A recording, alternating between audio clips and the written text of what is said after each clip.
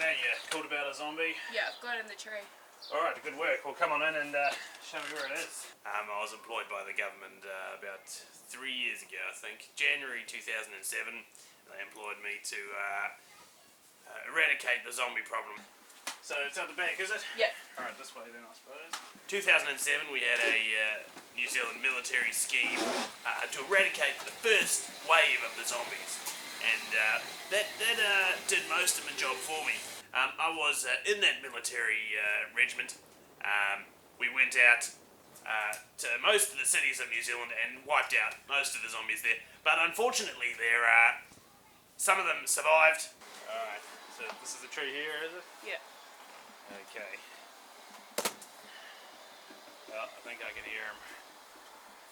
Alright, so we'll just go have a look. Assess the situation. I like to call them deceased animated sapiens.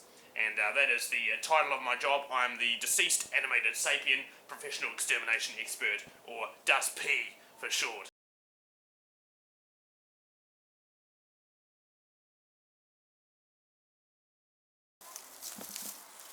You know whereabouts he came from?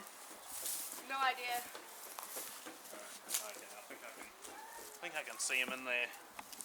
We'll just, yeah, not too close, not too close. Alright. What kept me in the line of work was that I didn't really have anything else to do. So I just put my services out there for anyone who still needed any help with the zombies. We'll try and draw them out with a stick. We want to get a clear shot at the head. Drop my handgun in there and we'll make an easy job of this. Also, we want to make sure that he is a zombie and not schizophrenic or something like that. Not a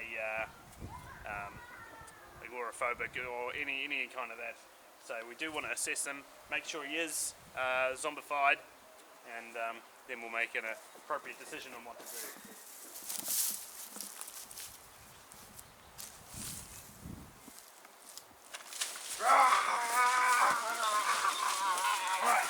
Alright, so it looks like he is a zombie. I was originally working as a panel beater. That didn't really work out for me. I beat most of the panels until they broke.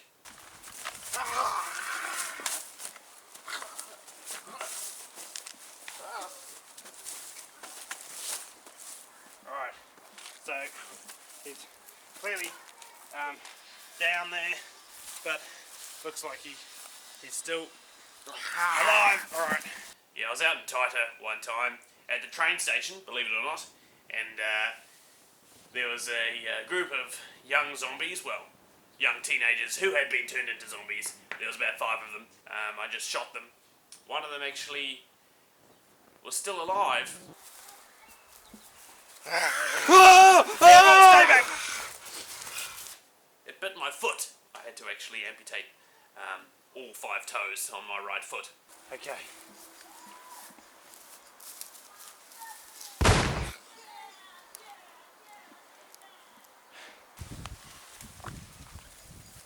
Yeah, if you look here, you can see the bite mark. That's where he's been bitten. So he has been contaminated. He's been bitten by another zombie. It looks to me like it was. That's a female bite there, so clearly a female zombie. Thanks for your call. We'll leave you to deal with that. All you really need to do, just cut them up into small pieces, butter chicken sized chunks, and just burn them. Job well done. We'll let the homeowner take care of it. I'm just going to go through some of the stuff we've got here. So we'll start with what I'm wearing. This here is a Kevlar undershirt. It protects me from zombie bites, cuts, any sort of abrasions where zombie fluids, zombie liquids could get into the skin, contaminate my body and turn me into a zombie. You never want that to happen. Steel cap shoes on, steel cap there, pretty hard. Kevlar gloves. These are also bite proof, cut proof, so I just have those on when I'm working.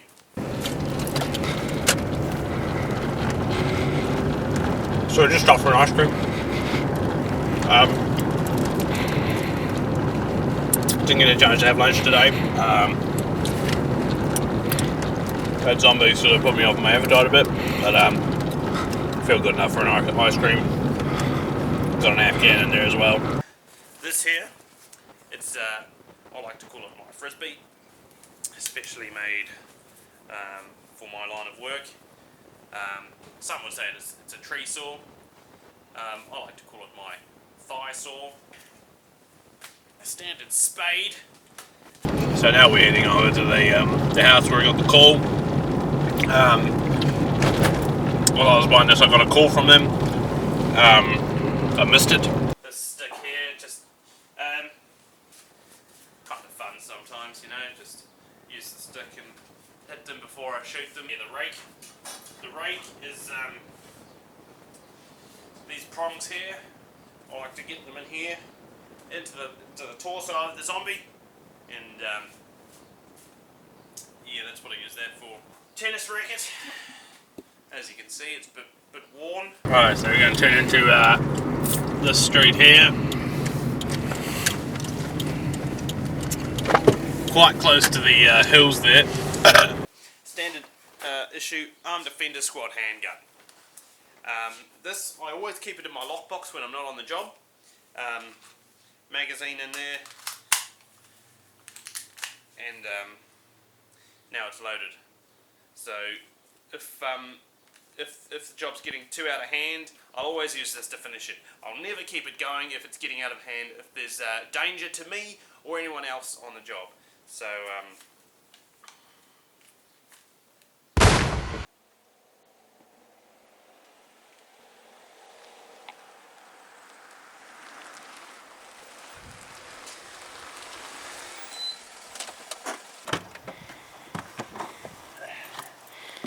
right. Because I'm working with zombies, there is always the possibility that myself or someone else is going to get hurt. So you always need your emergency aid kit. Now in here, in this box, I've got everything that I would need to do any kind of emergency procedures on myself or anyone else if they are bitten by a zombie, or if zombie fluids has got into them, that kind of thing. Cutters out of here. That's what we need.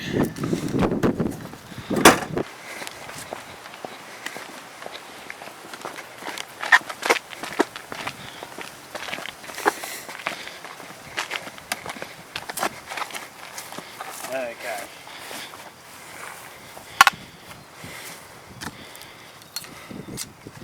So what we've got in here, now this is a tourniquet. This is for cutting off the blood supply to any kind of abrasion or bite. We'll head on up.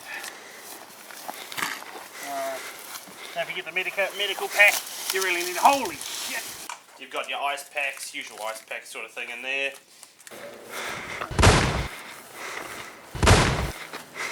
Ah! Fuck! Plasters. Never go anywhere without any plasters. If you do get cut by a tree or anything, you want to put a plaster over it as soon as possible.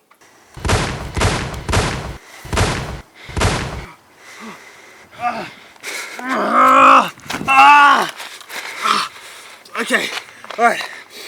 Medical pack, medical pack, medical pack. Oh, God. Okay. This wouldn't need to work really fast. Alright, slice that open. Alright.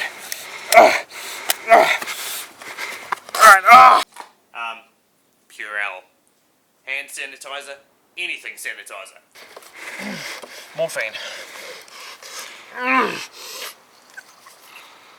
Okay. Alright, there you go. Okay, this is pretty bad. I'm gonna have to perform surgery on myself. Our surgery kit. This is also part of the surgery kit, but these are little morphine injections here. And these morphine injections are 0.2 milligrams of morphine, and you just take off the lid, inject it into yourself, and that takes away any kind of pain, all ready for surgery. What we've got in here, scissors as well, and a knife. It is a craft knife, but if you've been bitten by a zombie, you're not worrying about what kind of knife you use. Okay, tighten that up there. We want to stop the blood flow. Okay, I'm going to have to take these off. Let's just get it. Right. Oh, okay, stop the blood flow. Tighten it up, as tight as it'll go. Then you want tape around there. Just tighten that. Make it extremely tight. Okay. Now we want ice around the bottom there. Ice on the bottom.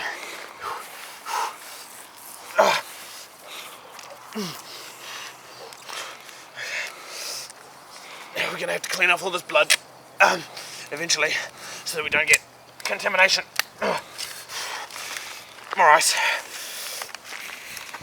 This ice will just help stem the blood flow. Keep me calm. Alright.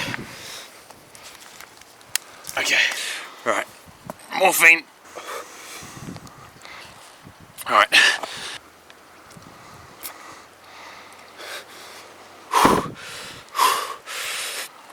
We're gonna have to take out the knee. Oh!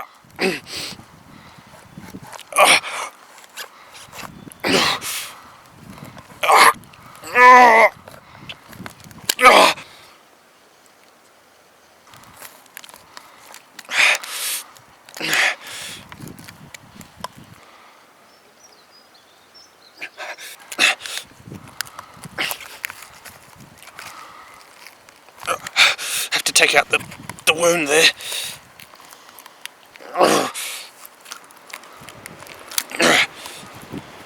As you can see, there's a tendon there.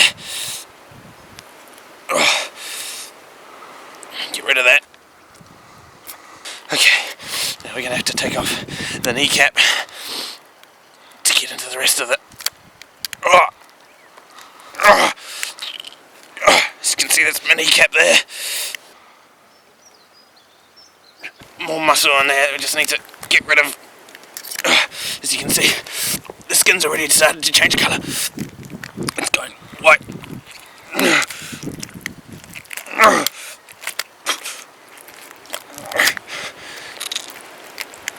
Okay, right. Looks like we've got the main part of the infection there. As you can see, that's all looking alright. So we'll just cover that back up. Okay, now we've done that, we'll get bandage. Okay, and just wrap it up. We'll deal with that later. I'll probably be going to the hospital later on tonight to deal with that, because that is nasty.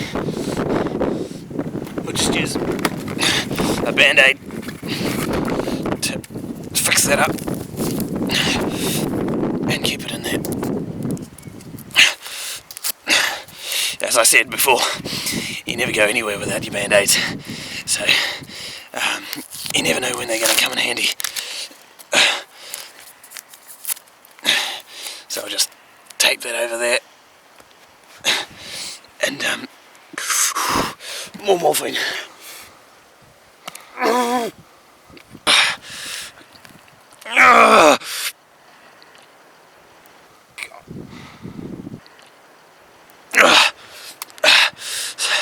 Just cover that up, and we'll keep these on here. Alright, so as you can see, I've had to cut off the bottom half of my pants, and